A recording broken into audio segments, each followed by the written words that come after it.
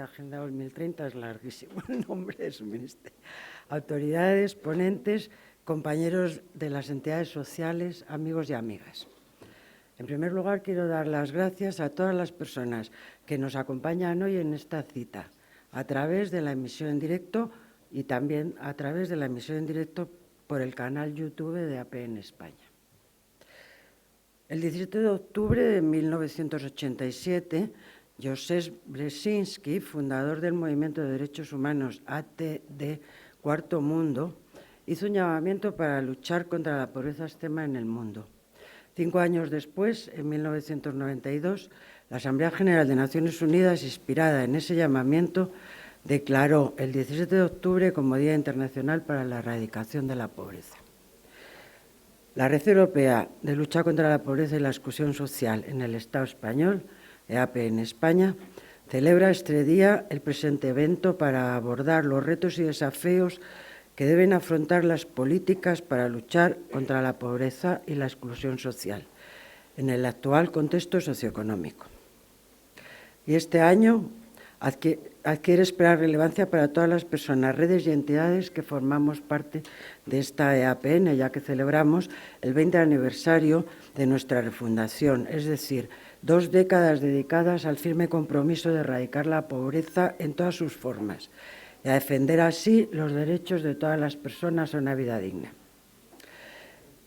El 14 informe del estado de la pobreza en España, elaborado y publicado el 14 de octubre por AP en España, concluye que el porcentaje de personas en riesgo de pobreza y o exclusión social se incrementó unas décimas en 2023 y alcanza ya a 12,7 millones de personas, es decir, el 26,5% de la población, y de estos 3,9 millones, el 8,3% de la población, está en situación de pobreza severa.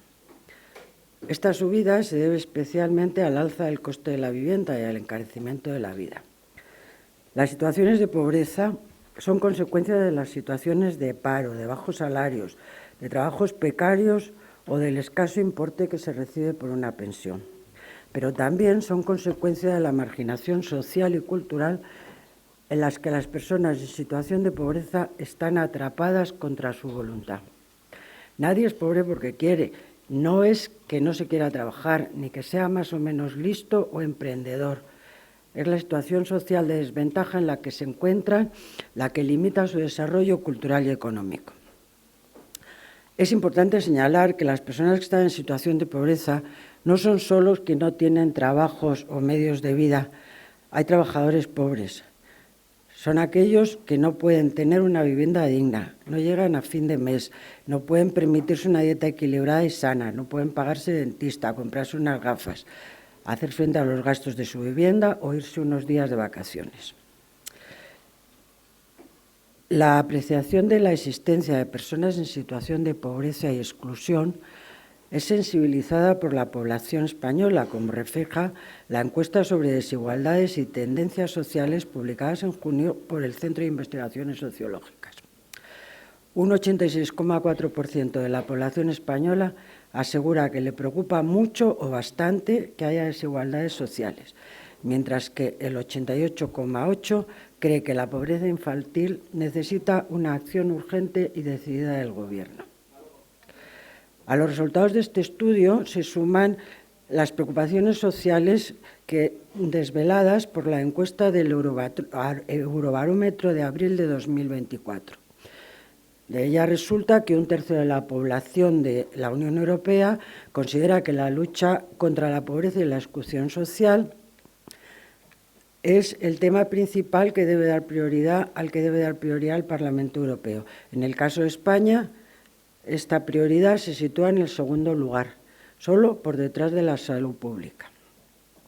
Frente a esta apreciación, a parecer mayoritaria, estamos asistiendo a un lamentable auge de discursos y actos discriminatorios alimentados por prejuicios, mitos y estereotipos ampliamente normalizados que se fundamentan en muchas ocasiones en procesos de desinformación desinteresada y que sufren en mayor medida las personas y colectivos en situación más vulnerable y frente a los que tenemos que actuar y parar. Por eso es importante que las preocupaciones de los ciudadanos por la pobreza lleguen a la agenda política y mediática. En este sentido, el esfuerzo que viene realizando este Ministerio para enfrentar la situación resulta encomiable y por eso queremos felicitarle desde esta tribuna que nos ha cedido. Para la erradicación de la pobreza y la exclusión, en el estudio del estado de la pobreza se destacan dos estrategias. Una, que el mero crecimiento económico no es suficiente para reducir la pobreza y que son necesarias otras acciones. Pese al aumento del PIB en todas las comunidades autónomas desde 2015, la tasa de pobreza solo ha descendido en 10 de ellas y se mantiene una evidente brecha norte-sur. La segunda es que el papel del Estado y las comunidades autónomas en la reducción de la pobreza es imprescindible. Aunque todas las dotaciones resultan insuficientes para erradicar definitivamente la pobreza y la exclusión social, ello a pesar de que todas las ayudas y prestaciones, incluidas las pensiones de jubilación y supervivencia, han evitado que 10,8 millones de personas en todo el país entraran en situación de pobreza. Son, pues, necesarios nuevos esfuerzos dirigidos a acabar con la desigualdad económica y social que sufre nuestra sociedad. Según los datos de Eurostat de 2022, el gasto social en porcentaje del PIB de España es menor que el promedio de la Unión Europea en términos globales y son las partidas para la discapacidad, mayores, familia, infancia, vivienda y exclusión social, precisamente de las que seguimos peor parados, cuando son estas las que afectan a los grupos en riesgo de pobreza y especialmente a aquellos que están en situación de extrema pobreza.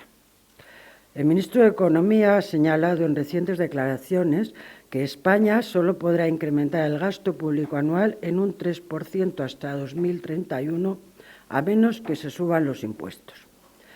Estamos ante un reto que habrá que enfrentar si se quiere llevar a cabo una decidida política para la erradicación de la pobreza. Es preciso un sistema fiscal no solo dirigido a aumentar la recaudación fiscal, sino con una mayor ambición retributiva, superando los desequilibrios existentes en materia de recaudación fiscal. No solo es necesario incrementar ayudas y prestaciones sociales y económicas, sino establecer mecanismos para reducir la brecha económica, la igualdad de oportunidades y el reparto solidario de la riqueza. Ya termino. Este día, 17 de octubre, desde APN queremos subrayar que terminar con la pobreza y exclusión es una decisión política, que debe ser un compromiso firme y transversal a todos los ámbitos y niveles de los poderes públicos. Las entidades sociales del tercer sector queremos jugar un rol clave en la consecución de estos objetivos y contribuir como interlocutor cualificado de las administraciones públicas en la construcción de una sociedad con mayor equidad y cohesión social. Sin más por mi parte, dejo la palabra a Mercedes Sainz, voluntaria de la Fundación ACOBE y representante del Grupo de Participación de APN Madrid.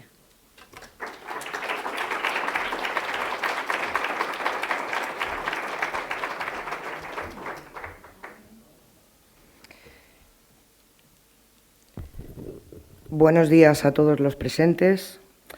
En primer lugar, me gustaría agradecer al ministro Pablo Bustinduy su presencia hoy en el acto conmemorativo por el Día Internacional para la Erradicación de la Pobreza, así como al resto de representantes y de personas asistentes y a los que nos ven online por compartir esta jornada. La Red Europea de Lucha contra la Pobreza y la Exclusión Social en el Estado español celebra este evento para abordar los retos y desafíos que deben afrontar las políticas en el actual contexto socioeconómico. Los datos de la encuesta del Eurobarómetro de abril del 2024 indican que un tercio de la población de Europa considera que la lucha contra la pobreza y la exclusión social, un 33%, es el tema principal al que debe dar prioridad el Parlamento Europeo. España se sitúa en segundo lugar, siendo la salud pública nuestra primera preocupación. Hoy es un día especial, sin duda, porque nos permite a quienes estamos luchando para acabar con la pobreza y la exclusión social que nuestra labor no quede toda en papel mojado, con una tinta que se diluye en formularios y burocracia repetitiva e imposible de cumplir. Debemos poner el foco en una problemática que preocupa y afecta a millones de personas. Hablemos entonces de pobreza, que es el tema que ha elegido EAPN para esta jornada y para el estudio que se va a presentar en el siguiente panel. Elaborado en colaboración con la Plataforma de Innovación Política WATS, que es un análisis que pone de manifiesto la invisibilización de la pobreza en la agenda parlamentaria. Pobreza es la exclusión de la sociedad que nos marca hablar de las vidas de tantos profesionales, compañeras y amigos que forman parte de la red de grupos de participación de EAPN España. Hablar de pobreza es incluir programas que no se acaben en verano y vuelvan en otoño a reiniciar si hay suerte o presupuesto. Yo hoy estoy poniendo el rostro y la voz a todas las situaciones de precariedad, desigualdad y vulneración de derechos que vivimos, al aumento de riesgos de la pobreza y la exclusión social de nuestro país, debido al coste de la vivienda y el encarecimiento de la vida. En 2023, esta problemática alcanzó a 12,7 millones de personas, el 26% de la población. En paralelo, también estamos asistiendo al auge de discursos y actos discriminatorios alimentado por mitos y estereotipos ampliamente normalizados con procesos de desinformación que afectan a los colectivos más vulnerables. Hablar de pobreza es hablar de vulneración de derechos que garanticen una vida digna de condiciones precarias porque no llega la prestación o llega a destiempo o mal repartido. Es hablar de mujeres en familias monomarentales, con falta de recursos y de estar en listas de espera de ayudas o de becas. Pobreza son los alquileres o las hipotecas abusivas. Es tener hogares fríos en invierno y sofocantes en verano. Es empleo mal pagado y horarios que no permiten conciliar con la vida familiar o de cuidados con tus mayores. Hablar de pobreza es no llegar a fin de mes y tener una alimentación deficiente en calidad y cantidad. Pobreza es hablar de jóvenes que no pueden emprender un proyecto de vida. Es hablar de aporofobia, de discriminación que sufren las personas migrantes, la comunidad gitana o el colectivo LGTBIQ. Pobreza es envejecer sin derechos y luchar con la enfermedad o una discapacidad y llegar a pensar que el suicidio como única solución y salida a tus problemas, porque el suicidio está extendido en la pobreza y la enfermedad mental, siendo el suicidio y las enfermedades mentales preocupantes entre la pobreza y la exclusión social. Pero no solo queremos hablar hoy de pobreza, sino también de quién tiene que hablar de la pobreza. En el Congreso, en el Senado, en las instituciones, en las empresas, en los medios de comunicación, nuestros representantes políticos o quienes hemos elegido tienen que garantizar un presente y un futuro digno para todos, luchando contra la pobreza y contra todo tipo de desigualdades. Es cuestión de defensa de la democracia y de un buen funcionamiento. Yo soy consciente de la falta de profesionales, porque lo sufro en primera persona. Nos están quitando servicios en Madrid, el Ayuntamiento y la Comunidad, dejando una atención low cost y muchas deficientes en dotaciones económicas, trabajadores sociales, psicólogos y abogados. Se convierten estos profesionales, a su vez, en la misma precariedad que al colectivo que tratan. Las personas que atravesamos o seguimos remando en la situación de pobreza o exclusión social, tenemos mucho que aportar y decir en todo esto. Tenemos que hacerlo desde el protagonismo y tomando las decisiones de nuestras propias realidades. Vivimos en una sociedad que se empeña en ocultar la pobreza, pero como comunidad debemos y estamos en la obligación de que la vergüenza cambie de bando, no solo en la violencia de género, sino también en la pobreza y la exclusión, en la erradicación de los estereotipos y los prejuicios que generan odio y rechazo. En EAPN Participación, colectivos vulnerables y excluidos, porque son los que de verdad conocen las carencias del sistema y la aportación que podemos hacer con nuestra experiencia es vital para conseguir una sociedad igualitaria, justa e inclusiva para todas las personas. ¿Cómo se garantiza erradicar la pobreza si no se garantiza que las familias tengan ingresos mínimos dignos? Pues con políticas que aseguren el derecho a la vivienda, pensiones, salarios o rentas mínimas. La eliminación de la burocracia repetida y tediosa y agotadora. Que se garanticen los suministros básicos y el refuerzo de un sistema de rentas mínimas. El ingreso mínimo vital actualmente no ha llegado a todos los usuarios que lo necesitan, aun teniendo el derecho a esta prestación. Hay derechos básicos que nunca tendrían que ser vulnerados.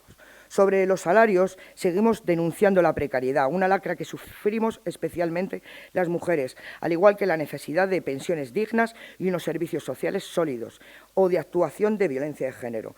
El cuidado de los hijos o de los mayores, garantizar una educación pública y de calidad como la sanidad, que también son necesarios tener, y potenciar las políticas de lucha contra el desempleo y la inclusión sociolaboral, acabando así con la discriminación de cualquier ámbito y en cualquier forma. Y, por supuesto, alcanzar estas metas en un sistema fiscal justo que garantice los derechos y oportunidades a toda la población. Todavía queda mucho camino por recorrer, compromisos internacionales que deben de cumplir, y todo ello pasa por tener voluntad de hacerlo. Los recortes nos quitan derechos y oportunidades a toda la población. Tenemos que poner la acción en una sociedad que trabaje en erradicar la pobreza y no en ocultarla y en mirar para otro lado, y terminar también con el abuso del patriarcado, paliar sus efectos con una justicia social en equidad. Y les invito a hablar de pobreza, que es una cuestión de derechos y de dignidad. Muchas gracias a todos los presentes.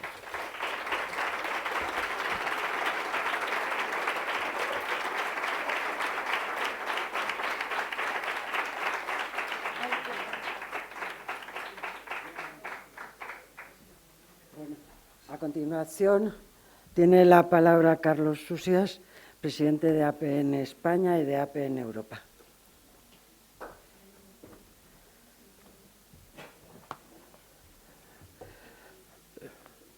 Buenos días a todas y todos.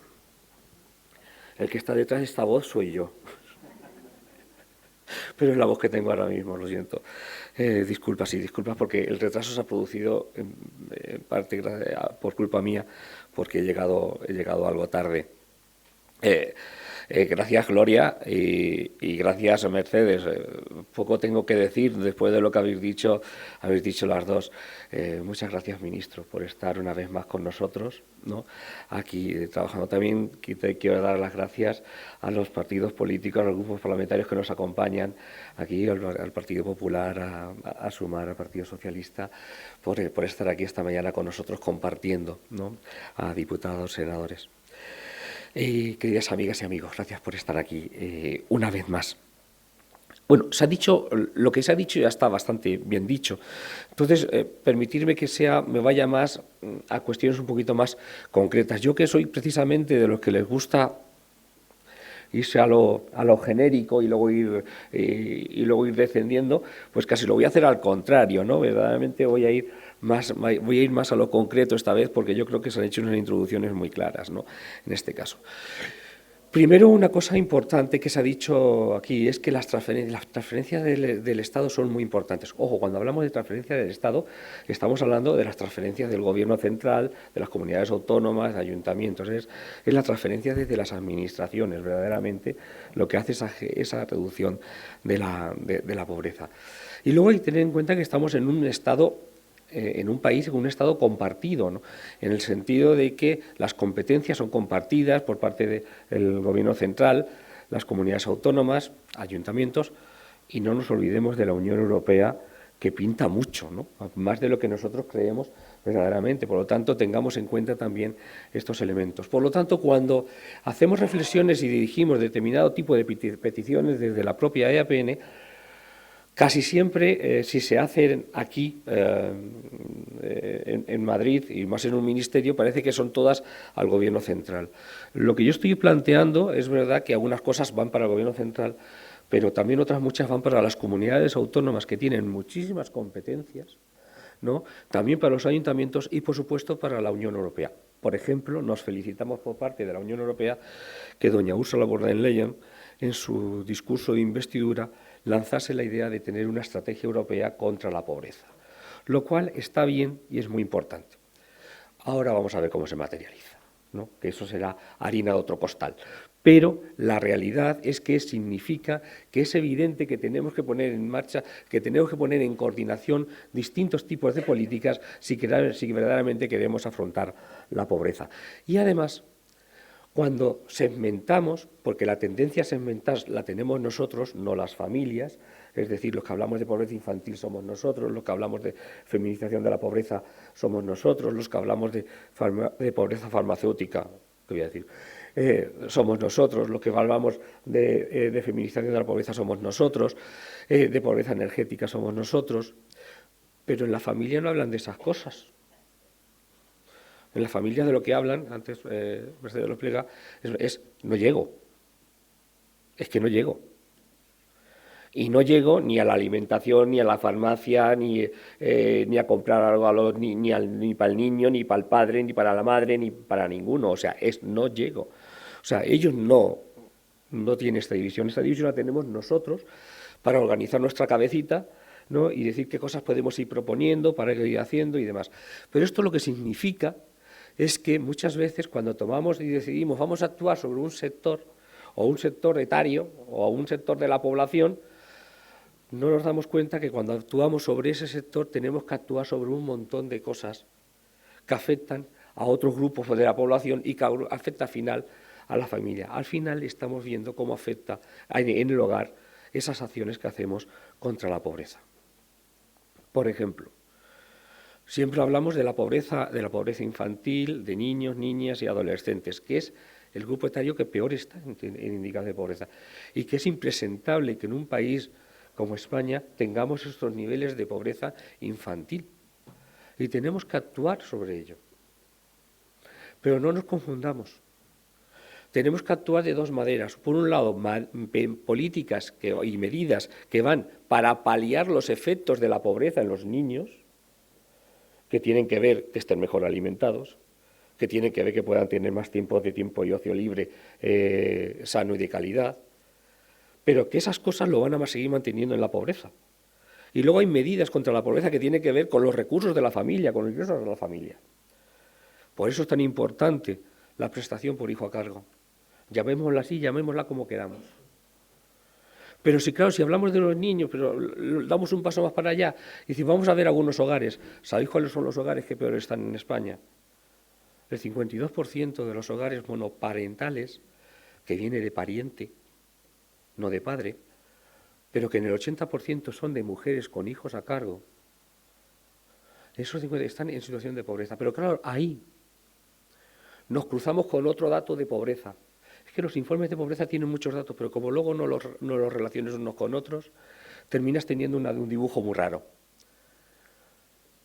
Ese 52% de familias monomarentales, digámoslo así, en situación de pobreza. Pues bien, también hay otro dato que dice que el 32% de las personas en pobreza tienen empleo. La mayoría están en pobreza. Aquí el problema que tienen es el tipo de empleo, la calidad del empleo o el tiempo de empleo. Y claro, luego vemos que hay otro dato que dice que hay una gran cantidad de personas en pobreza o de trabajadores a tiempo parcial que tienen un tiempo parcial no deseado. Y resulta que hay otro dato, por otro lado, que nos dice que las que más hacen trabajo a tiempo parcial no deseado son las mujeres. Y luego nos dice por otro sitio que son las que menos trabajo a tiempo completo tienen porque son las que más se dedican a cuidados.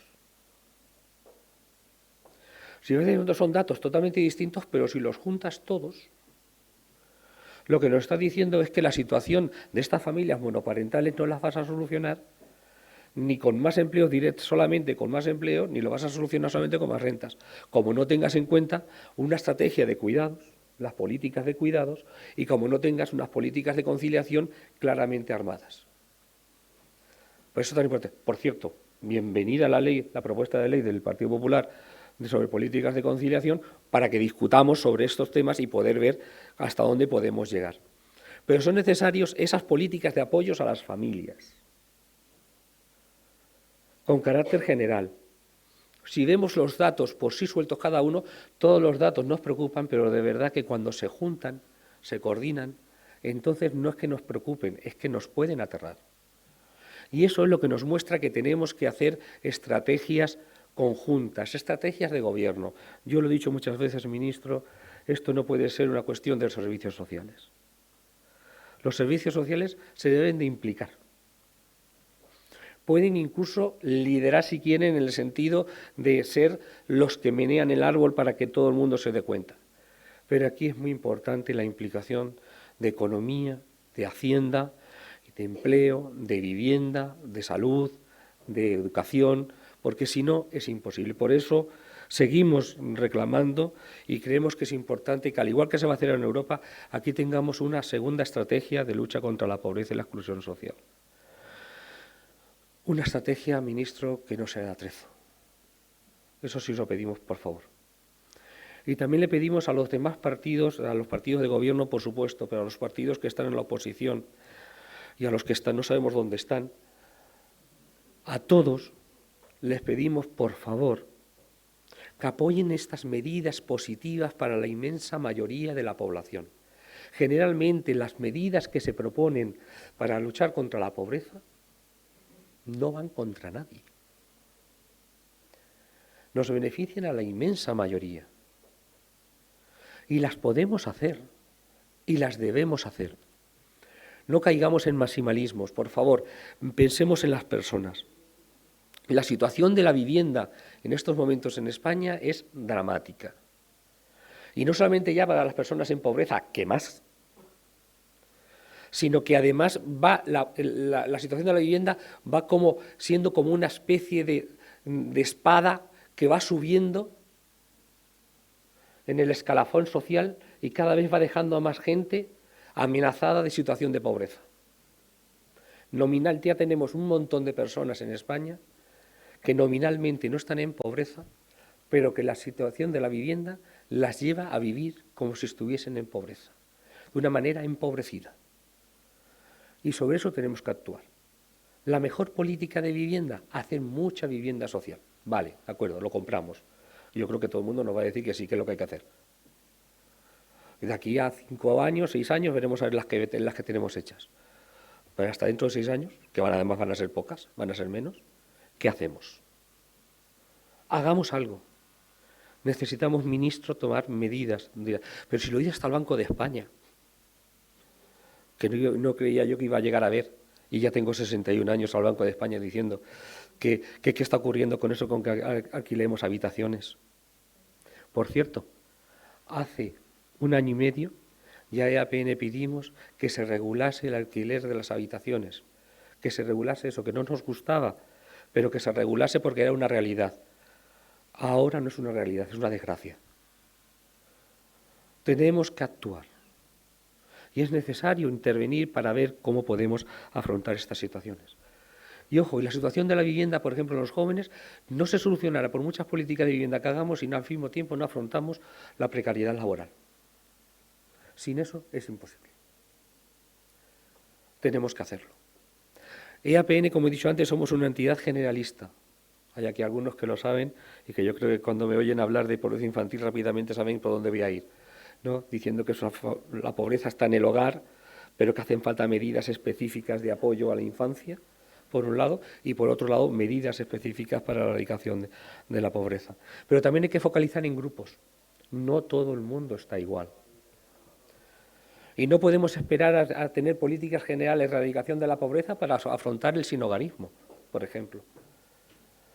Es verdad que estamos hablando de en torno a las 30 y tantas mil personas. La verdad es que ni sabemos cuántas porque cuesta mucho trabajo saberlo.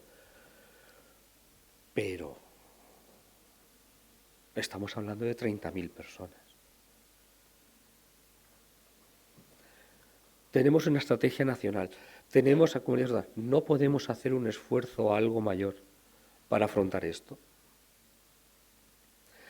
Tenemos también... Hablamos de la situación de pobreza con carácter general, de que tenemos un 26,5% de la población en situación de pobreza. Si nos vamos por grupos, depende. Porque si nos vamos a la comunidad gitana, ahí se dispara exponencialmente. Y esto no es una cosa que nos haya llegado el mes pasado o hace un rato. Llevamos unos cuantos siglos con ello, pero tenemos que afrontarlo de alguna manera específica. Tenemos que ver los elementos diferenciales que debemos de meter en el ámbito de pobreza y exclusión social. Y luego otra cosa importante. En España la pobreza, la inmensa mayoría de las personas en pobreza son españolas. La inmensa mayoría. En torno al 80% de la población en pobreza es personas españolas. La población inmigrante está en peor situación de pobreza, pero no son los que cambian los números de la pobreza en España, pero están en peor situación. Muchos de ellos porque así lo hemos decidido nosotros, porque se ha decidido que estén en situación de irregularidad y que no tengan derecho a acceso al empleo ni a la vivienda, y entonces los lanzamos a esa situación de precariedad. Ahí tenemos que actuar, hay que actuar, porque además de ser, siempre se dice que no es ética, no es ético, no es, y es verdad, es que es estúpido y económicamente una barbaridad. Tenemos que actuar y en estos momentos estamos teniendo serias dificultades. El objetivo para trabajar en favor, me voy a ir callando, en favor de estas personas, de los jóvenes, de las familias monoparentales, es que se hagan medidas que les permitan tener un nivel de vida digno. El objetivo no es que tengan acceso al ingreso mínimo vital. Pero lo que sí hay que hacer es que mientras que no tienen esos niveles de vida dignos, sí tengan esa posibilidad de acceder al ingreso mínimo vital. Y es necesario que este ingreso mínimo vital sea mejorado, porque no saca a las personas de la pobreza, pero les sirve de palanca para poder ocuparse de su vida y poder trabajar y ir en la dirección de poder mejorar la situación de pobreza que están viviendo. Por eso es tan importante el ingreso mínimo vital. Tenemos que quitar el tener en cuenta la renta del año anterior, que ya está bien. Tenemos que mejorar o disminuir la burocracia. Y por supuesto tenemos que tener en cuenta cómo tenemos que valorar mejor lo que son las unidades de convivencia. El ingreso mínimo vital tiene que llegar a más gente y para eso necesitan políticas de acompañamiento para que el ingreso mínimo vital cumpla su función, porque cuanto más cumpla su función, más barato nos sale esto. Porque conseguiremos que la gente esté más activa y viva en unas condiciones que le permitan activarse mucho mejor. Porque a las entidades sociales, y lo vuelvo a repetir, porque lo he dicho ya algunas veces en este día precisamente, a las entidades sociales nos va muy mal que aumente la pobreza. Nos va muy mal que las cosas vayan mal. Como mejor desarrollamos nuestra función las entidades sociales, es cuando las cosas, cuando la gente tiene mejores condiciones, porque entonces es cuando todas las medidas de activación funcionan mucho mejor.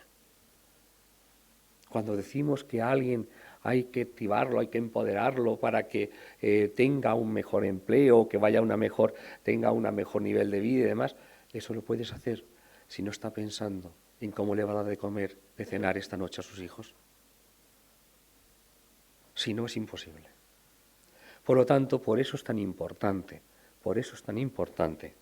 que en este día de conmemoración de lucha contra la pobreza dejemos claro que necesitamos una estrategia nacional contra la pobreza fuerte, sólida, que además con compromisos. Pero también necesitamos un pacto nacional contra la pobreza, donde el gobierno central, comunidades autónomas y utilizando también los recursos y esa orientación de la estrategia a nivel europeo, nos permita coordinar todas estas políticas para que tengan un buen efecto en la población, que nos permita en definitiva conseguir que nuestros conciudadanos, nuestros vecinos, tengan un nivel de vida digno, porque eso nos ayudará a tenerlo a todos. Y además, ya lo dice el propio informe que hemos presentado, un dato importante. Además, Juan Carlos lo dijo no sé dónde está ahora mismo, Juan Carlos, hasta allí, lo dijo de una manera muy, muy clara. Las pensiones no es una cuestión de viejos. Las pensiones en España reducen la pobreza entre 4 y 5 puntos al resto de la población que son menores de 65 años. Es decir, las medidas de protección social protegen a los que van dirigidos y apoyan a los que no van dirigidos. Las medidas de protección social son motor de desarrollo, aparte de justicia social. Muchas gracias y disculpad por el tono de voz.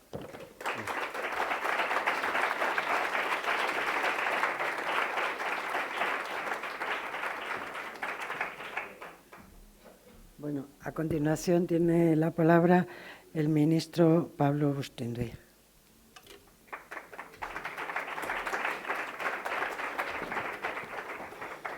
Muchísimas gracias, Gloria, Mercedes, Carlos.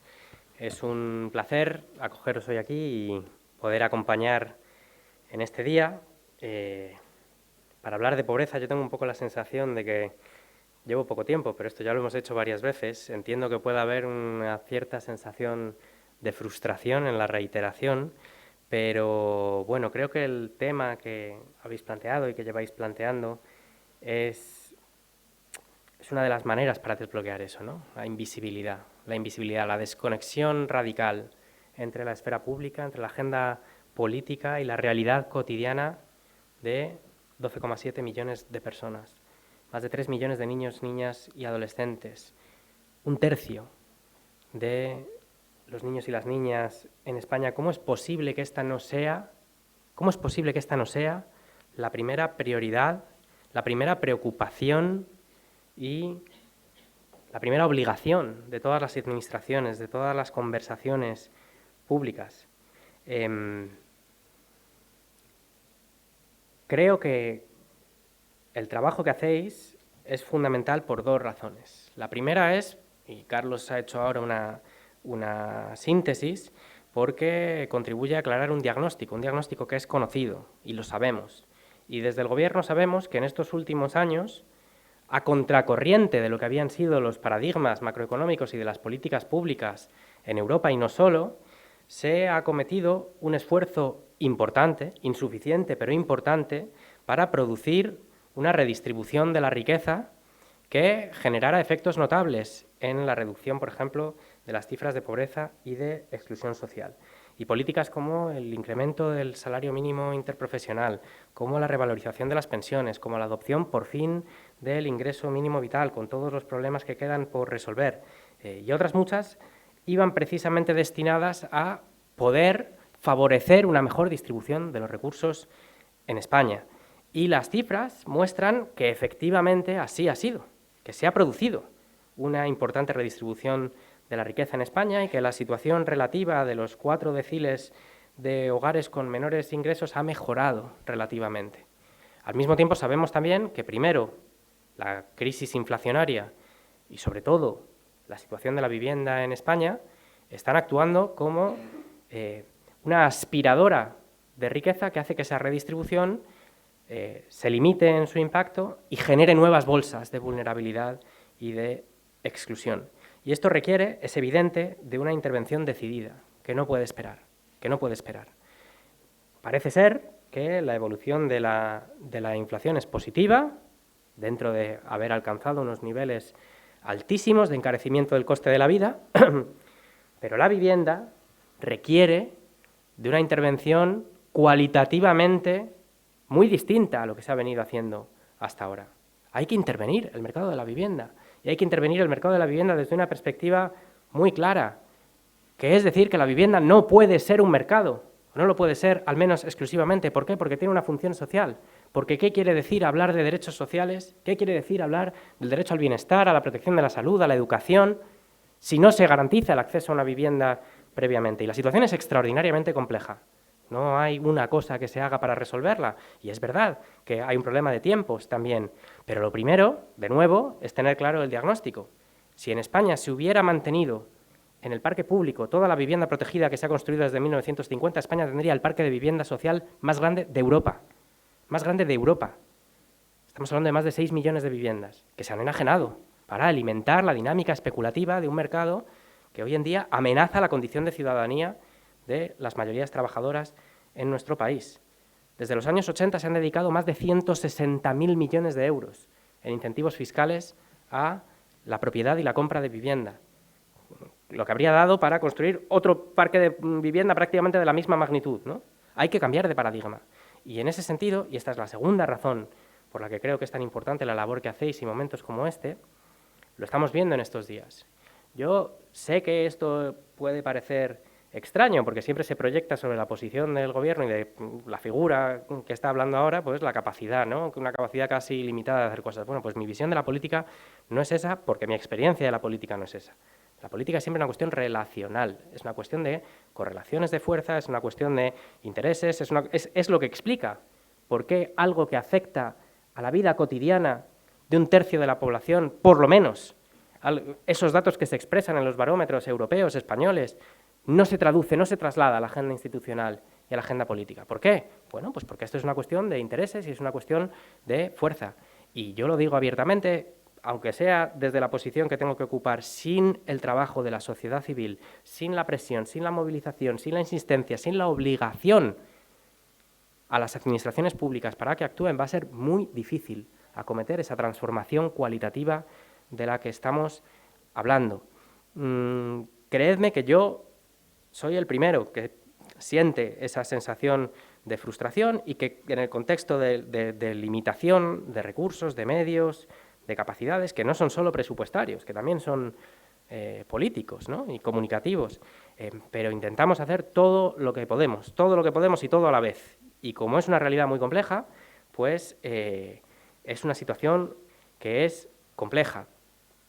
Número uno, y esto yo he intentado, porque esto siempre hay que hacerlo, ¿no? Decir, bueno, pues ¿qué pones por delante, ¿no? ¿Qué pones lo primero? Pues lo intento hacer siempre. La situación de la pobreza infantil es algo absolutamente inaceptable, inasumible y es una vergüenza para una democracia y para una democracia rica como es España.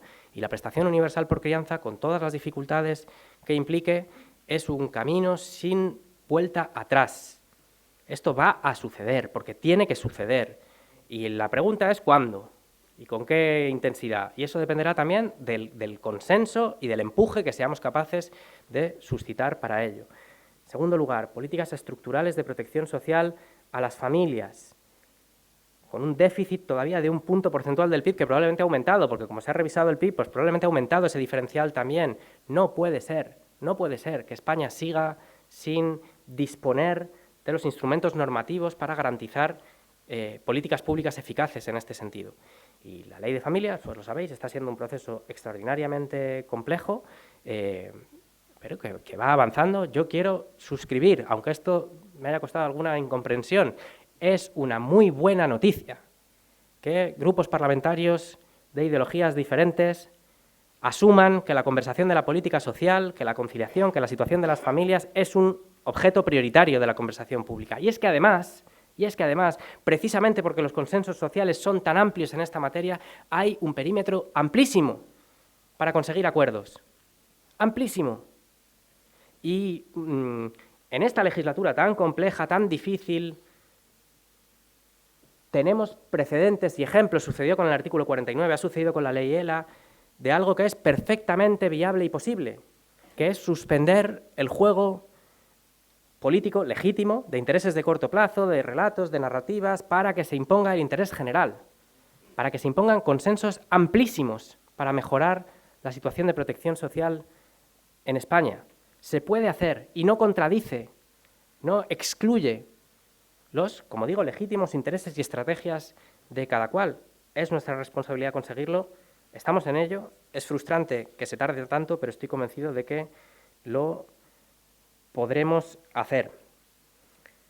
La estrategia saldrá antes de final de año, será todo lo ambiciosa que pueda ser, pondremos toda la inteligencia posible, será todo lo pragmática que pueda ser también, porque creo que también hay un problema de reiteración de grandes declaraciones o grandes que luego tienen que chocar con la realidad cotidiana y con un contexto extraordinariamente complejo, pero en este sentido también lo digo con toda la honestidad de la que soy capaz, para que esa estrategia tenga realmente los recursos que necesita a disposición, hará falta no solo ese consenso político, sino también dotación presupuestaria suficiente. Y para eso, también lo digo con total sinceridad, la aprobación de los presupuestos generales del Estado es determinante, porque la política, pues que haya presupuestos o no, va de si cuánto dura la legislatura, de si el gobierno esto, lo otro y tal. Para este ministerio, y creo que para la conversación que estamos teniendo, la aprobación o no de unos presupuestos genera escenarios radicalmente diferentes en términos de los recursos disponibles para poder avanzar con las políticas públicas. No es lo único que hay que hacer, porque hay que mejorarlas también. Hay que mejorarlas, hay que aprender de lo que no funciona, hay que maximizar la eficacia de lo que está en marcha. Pero los desafíos son de tal magnitud que, bueno, pues esto creo que es una cosa de sentido común. Tener más recursos o tener menos recursos no es la misma situación. No es la misma situación y, por tanto, mi empeño va dirigido a esa materia también. Se ha mencionado la estrategia de cuidados. Es lo mismo, es un trabajo de décadas y que requiere de un consenso que ya existe en la sociedad, que se tiene que trasladar a la agenda institucional y política, para que no dependa de las vicisitudes de los ciclos políticos o electorales, sino que sea un empeño estratégico de país.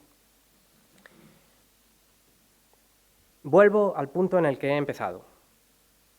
Creo que el diagnóstico es más o menos compartido, creo que las cifras hablan por sí mismas, creo que también tenemos conocimiento acumulado suficiente para saber cuáles son los caminos que hay que transitar, tenemos conciencia de las dificultades también, hay que hacer todo esto a la vez y hay que hacerlo con una visión de futuro que desde aquí tenemos muy clara, que no es otra más que no solo colmar las lagunas en el desarrollo del estado del bienestar que ha conocido España por razones históricas, políticas, etcétera, etcétera, sino transformarlo, diseñar uno nuevo, un estado del bienestar para el siglo XXI, superar de una vez una visión asistencialista, paternalista, fiscalizadora de la pobreza para generar un modelo basado en una visión democrática, en la condición de ciudadanía, que tiene que ir aparejada de unas condiciones materiales de bienestar mínimas garantizadas a todos y todas las personas que componen esa sociedad.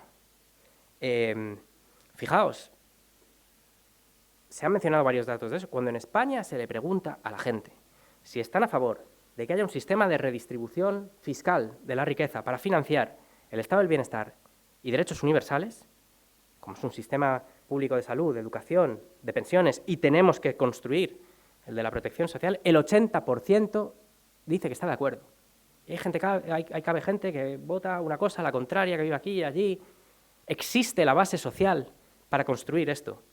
Y es una base social que va más allá de ideologías, de pertenencias políticas, etcétera, etcétera. Existe la sociedad civil organizada para presionar para esto. Tenemos las ideas, tenemos los ejemplos, tenemos el conocimiento para hacerlo. Y lo que falta, y esto es así, es que seamos capaces de generar la oportunidad política y el consenso suficiente para que estas medidas se abran paso. Yo asumo que esa es mi tarea, es a lo que yo me dedico, pero también os digo, como os decía, que yo, por mucho empeño que le ponga, solo no lo voy a poder hacer. Y que sin una sociedad civil que marque el camino, que empuje y que también que haga que el coste de oportunidad para los actores políticos de oponerse, de bloquear o de no colaborar sea lo más alto posible, porque la política funciona así, es una condición sine qua non para poder avanzar en ese camino. Yo reitero mi agradecimiento y mi felicitación por vuestra labor. Intento corresponder con toda la sinceridad de la que soy capaz y al mismo tiempo, bueno, pues creo que, como decía, las condiciones están ahí para conseguirlo. Y creo que este país quiere que avancemos en ese sentido. Creo que apoya esta empresa y, por tanto, de lo que se trata es de conseguirlo. Y creo que solo lo podremos hacer de la mano. Muchísimas gracias.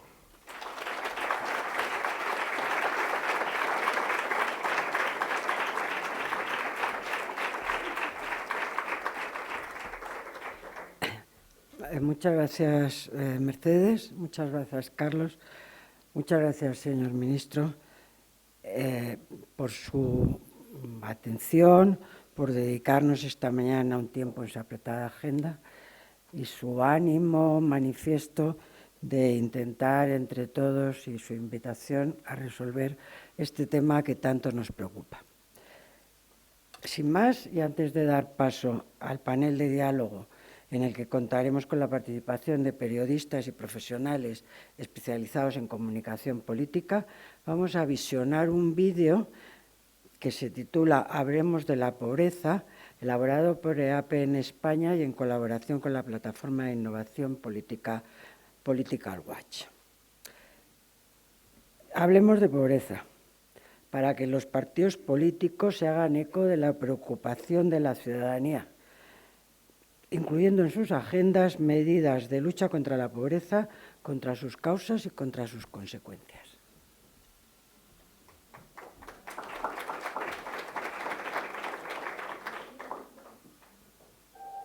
Cada día hablamos. Hablamos de la última serie que vimos anoche o de esa película que han estrenado en el cine. Hablamos del partido de fútbol del fin de semana, del último concierto de Karol G. Hablamos del cumpleaños de un familiar, de una cita, del challenge que se ha viralizado en TikTok, de un cotilleo que te han contado, de un planazo con las amigas. Hablamos de la última bronca en el Congreso, de la enganchada en redes sociales entre dos políticos. Hablamos cada día de nuestras aficiones, colegas, deportes. Hablamos de todo. ¿Seguro? Hablamos de todo lo que afecta a nuestras vidas, a las de nuestras familias, amigos, vecinas, a los 12,7 millones de personas en situación de pobreza en nuestro país. ¿Hablamos de pobreza? 17 de octubre, Día Internacional para la Erradicación de la Pobreza. Hablemos de pobreza.